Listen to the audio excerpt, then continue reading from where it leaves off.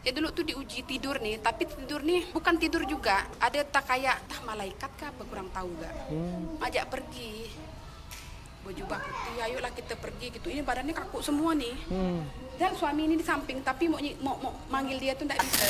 Saya pandang, ini kok dari atas sampai ke bawah nih pada putih-putih semua. Yang nampak hanya muka aja kan. Jadi saya ini berkata, macam mana kalau saya makainya ya, saya bilang. Bisa enggak saya makai? Jadi dalam hati ini memang udah pengen gitu kan, nah nengok tadi nih, dengar kayak keluar kan, dengar bibi lagi ini apa, lagi ngaji Iqra. Saya tengok tulisan anaknya tuh apa, tulisan bacaannya tuh kayak cacing-cacing ya, nggak ngerti kan bacaannya entah apa. Kok bisa bibi aku bacanya ya, saya bilang. Jadi saya berkata lagi, kalau saya bisa bacanya, wah syukurlah saya bilang. Tapi gimana cara nak bacanya?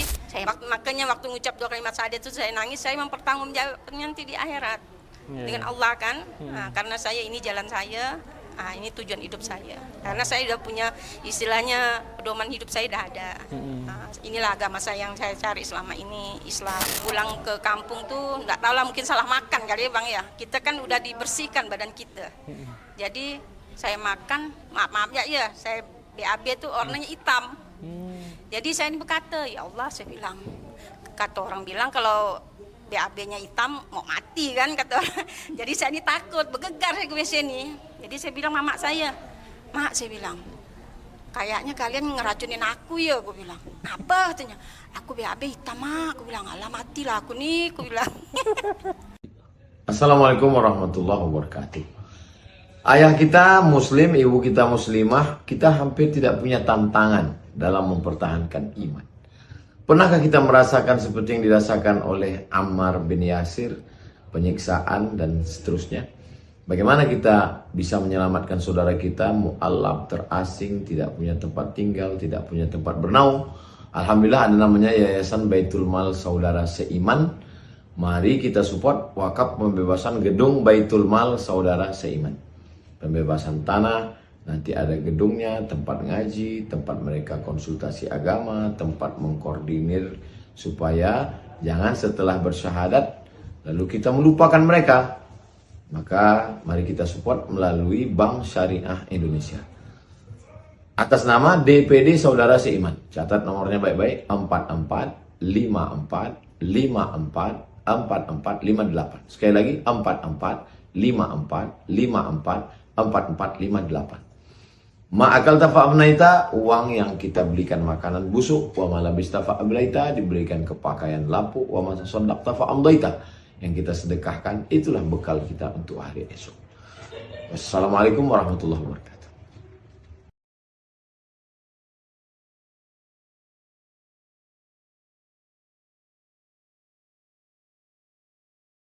Auzubillahiminasyaitonirrajim. Bismillahirrahmanirrahim. Alhamdulillah, saya Dominikus Sandang sekarang kembali berkumpul dengan ibu-ibu pengajian ya Bu ya. Ibu pengajian mu'alaf. Nah, alhamdulillah ini kita datang langsung ke lokasi. Selesai ngaji, kita mau tanya-tanya ibu-ibunya. Nah, Bapak Ibu dan sekalian, khususnya di channel Sahabat Saudara Seiman, ada beberapa kisah menarik yang bisa kita ambil, jadikan ini motivasi untuk saudara-saudara yang tadinya mungkin lagi lemah imannya, lagi kacau pikirannya, lagi terlilit hutang, lagi banyak masalahnya.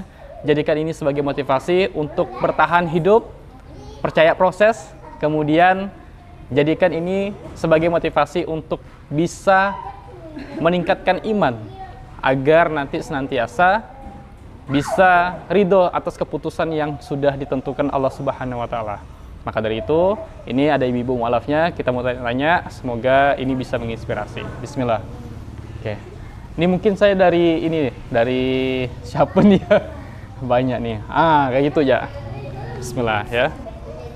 Boleh. Oke. Ini dari ibu siapa nih? Bu Lisa Junianti. Ibu Lisa Junianti. Iya. Panggilan Ibu Lisa berarti? Bu Lisa. Biasanya pendek-pendek panggilan. Kalau alamat dari mana, Bu? Dari Ngabang, Landa. Oh, dari Ngabang, Landa ya? Iya. Nah, boleh tahu Ibu pertama kali masuk Islam tuh kapan, Bu? 2008, anak lahir 2009. Oh iya, 2008 masuk Islam. Iya. Alhamdulillah. Oke. punya pengalaman unik yang bisa dibagikan ke kita? Ada zaman SMP tuh. Boleh Bu, ceritakan Bu. Waktu zaman SMP tuh kan di sekolah tuh kan namanya negeri ya, jadi gabung gitu anak-anak SMP tuh. Itulah ada yang Islam tuh. Kita kan dulu non itu kan non Muslim. Biasanya kawan tuh sampai ngomong gini mau jadi orang Islamnya ngelaparin perut gara-gara bulan puasa kan. Dulu tuh ndak suka gitu sama yang kawan-kawan yang itu tuh yang Islam tuh. Kan mereka puasa, kita kan ndak kan. Kayak ngelaparin perut gitu. Waktu nengok mereka dulu puasa tuh, dia cuman itu aja sih waktu itu nggak suka kayak orang yang baju tuh, pakai baju yang hitam tuh. Itu kurang suka juga. Kayak gimana ya, apalagi yang cadar tuh kurang suka juga dulu tuh. Itulah biasa gini enggak lah nak masuk kayak gitu. Kayaknya aneh gitu. Nggak mungkin lah masuk Islam nih ya. Nggak mungkin lah masuk Islam kan. Iya. Udah bercadar kayak ninja ya. Satu tuh Pak, kayak puasa itu aja pikir tuh ngelaparin perut kan. Dari subuh ketemu menjelang sore lagi kan. Bikin perut lapar, ngapain masuk agama kayak gitu kan. Sekali kawin malah masuk agama Islam pula. Tuh ngapa? Oke lah karena nikah kan. Iya. Cuman masalahnya kenapa mau lembut tadi hatinya nerima suami? Gitu, memang udah jalannya ke situ, jadi ngelewatlah nikah kan gara-gara ikut suami tadi itu kan. Memang udah kepanggilan ke situ lah. Tapi memang ini langsung nerima gitu ya? Iya, langsung nerima. Tapi momen nerimanya tuh enggak mikir-mikir dulu kan? Enggak, karena dari pihak kayak bibi, paman tuh udah ada yang Islam, kakek udah ada yang Islam. Sempat belajar tapi? Enggak. Cuma ngeliat aja ya? Iya, kakek tuh masuk Islam, bibi, paman ada yang Islam. Terus sebelum saya tuh kakak ngambil Melayu seberang Tanjung Raya 1 tuh. Jalan Panglima Arani. Oke. Semenjak masuk Islam ini ada ujian-ujian enggak Bu yang menurut Ibu tuh paling berat lah? Ada. Apa tuh Bu? Waktu zaman masih ngontrak kan, dulu kan belum taat benar. Belum taat lah, masih pokoknya dibilang pokoknya Islam tapi belum kayak sholat, belum tahu apa-apa tuh. Ya dulu tuh diuji tidur nih, tapi tidur nih bukan tidur juga. Ada tak kayak malaikat kah apa kurang tahu gak. Ajak pergi. Baju putih, ayolah kita pergi gitu. Ini badannya kaku semua nih.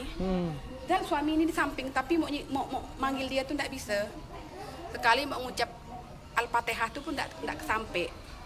Sekali itu ada berapa menit kali itu bergerak kan. Terus bismillah langsung terbang tuh. Kali nanya mama mertua itu kan kebesokan itu. Mak tadi itu bukan mimpi mak ngelihat, bilang kan kayak ada entah malaikat, bukan malaikat, baju putih ngajak terbang ke atas. Kata mama mertua sih bilang itu jin tapi baik kata dia. Bilang kan saya sih malah nggak ngerti. Soalnya kita belum tahu apa-apa kan, sholat aja belum bisa. Pokoknya belum bisa, yang tahu Al-Fatihah aja dulu yang baru Al-Fatihah.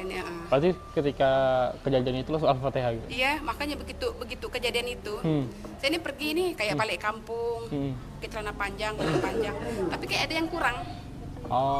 Nggak tahu apa yang kurang. Sekali sekali pakai ini rupa kerudung, dulu kan pulang kampung tuh lewat Ngabang, lewat Sehat tuh. Kayak ada yang kurang, apa yang kurang? Ternyata itu kerudung rupa. Kerudung ya Bu. Sampai dari yang itulah sampai sekarang tuh nggak pernah itu lagi pakai kemana-mana. Wasilah kerudung ya? Iya. Kerudung. Kurang tuh rupa kerudung memang. Padahal udah panjang, celana panjang. Tapi kok ada yang kurang apa gitu? Ternyata tuh kerudung. Kerudung, aurat ya Bu ya. Iya. Dengan Ibu siapa nih?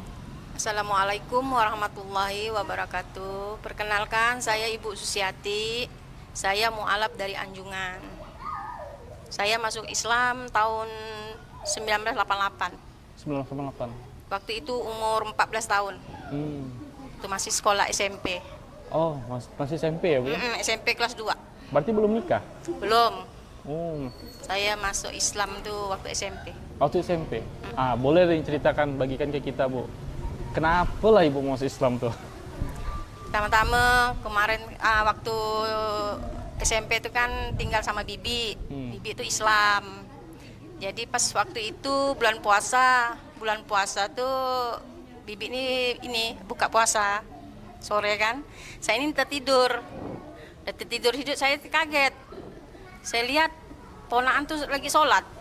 Saya pandang, ini kok dari atas sampai ke bawah nih pada putih-putih semua. Yang nampak hanya muka aja kan. Jadi saya ini berkata, macam mana kalau saya makainya ya, saya bilang. Bisa enggak saya makai? Jadi dalam hati ini memang udah pengen gitu kan. Nah, nengok tadi nih, dengar kayak keluar kan, dengar bibi lagi ini apa? Lagi ngaji Iqra. Saya tengok tulisan anaknya itu apa, tulisan bacaannya tuh kayak cacing-cacing ya, nggak ngerti kan bacaannya entah apa-apa. Kok bisa bibi aku bacanya ya, saya bilang. Jadi saya berkata lagi, kalau saya bisa bacanya, wah syukurlah saya bilang. Tapi macam mana cara nak bacanya? Saya masuk Islam ya belum, saya bilang. Jadi dalam hati itu memang udah ada. Pertama nengok sholat tadi. Jadi yang kedua nengok yang bibi tadi ngaji kan.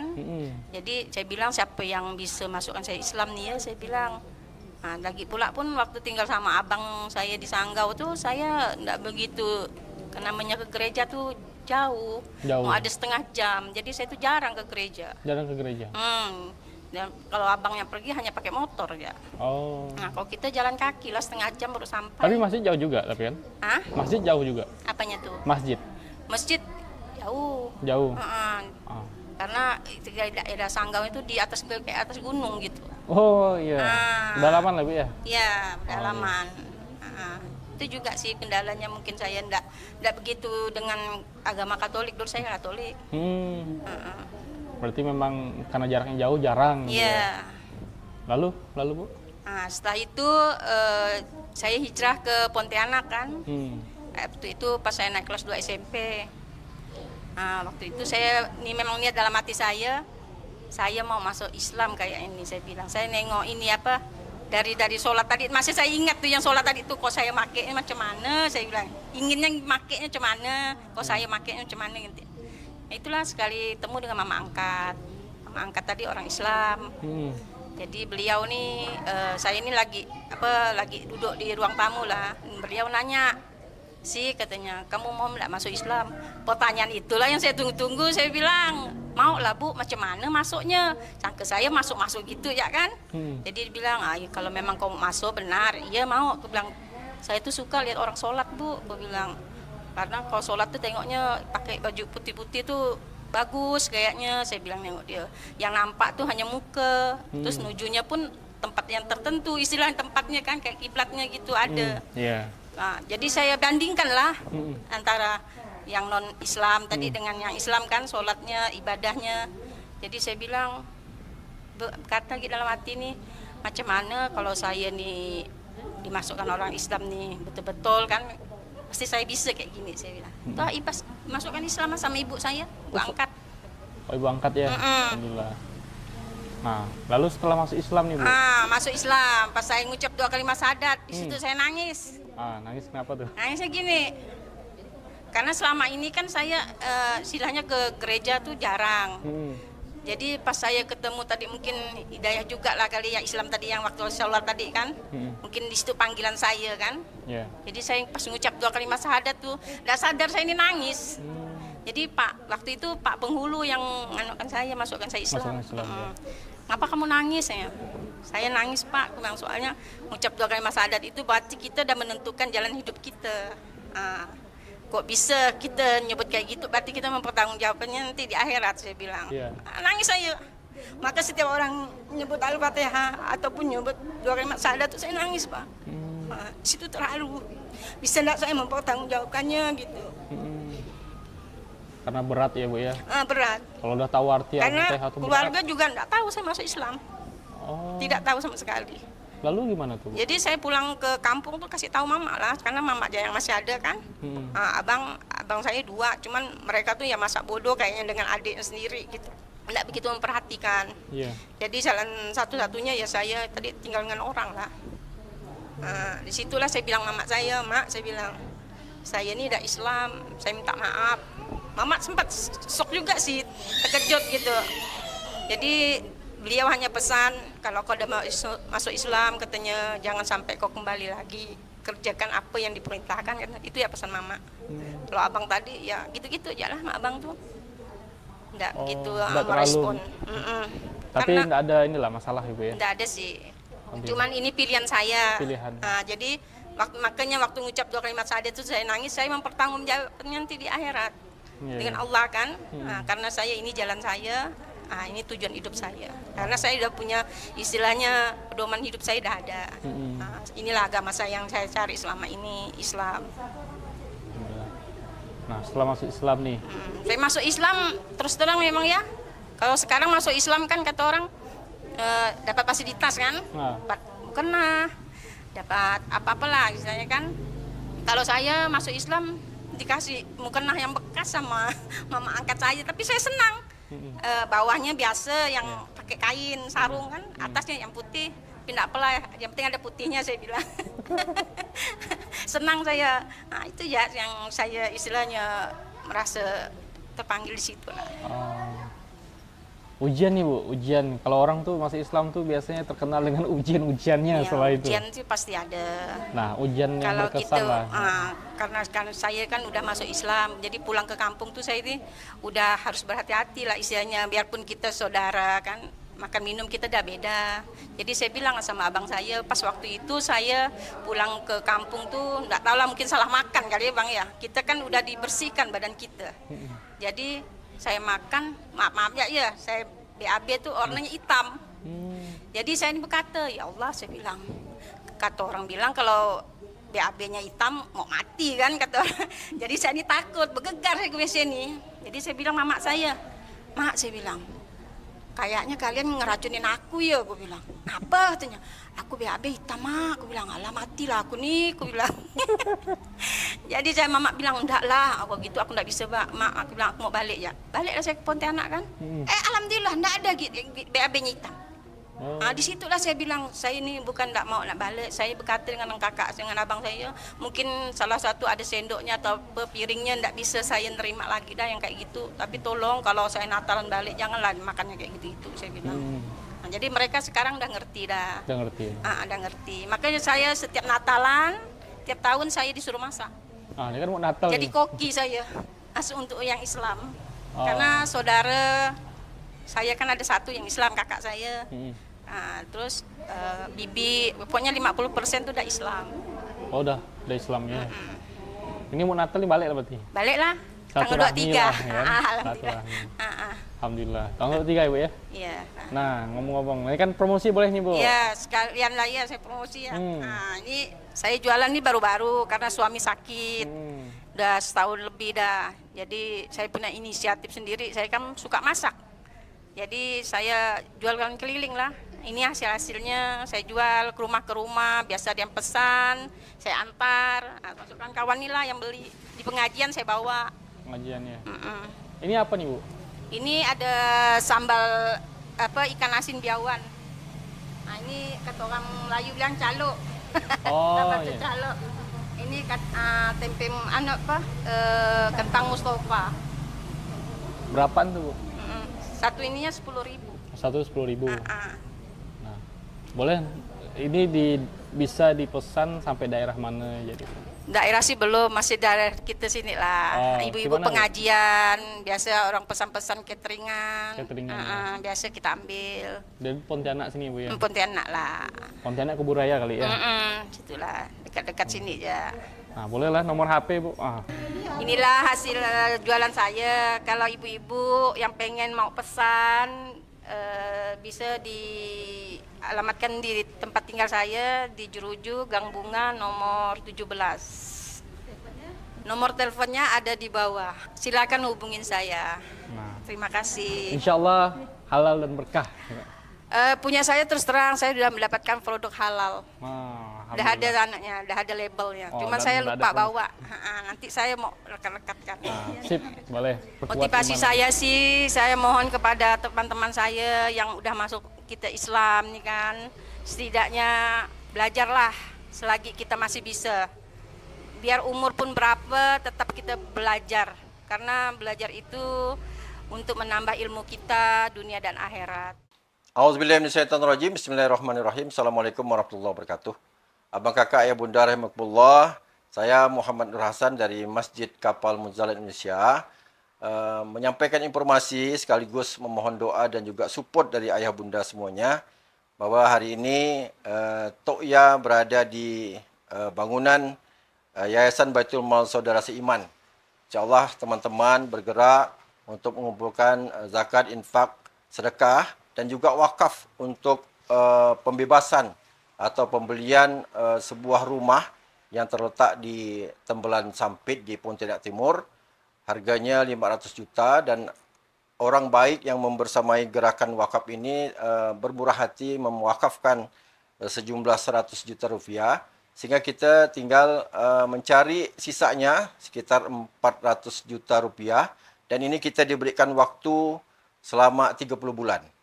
Dan dengan 1 juta per orang, ya, itu sudah bisa kita menyelesaikan pembebasan rumah yang sudah siap digerakkan untuk dakwah wakaf, terutama untuk pembinaan para mu'alaf di daerah pedalaman, wabil khusus yang ada di Kalimantan Barat.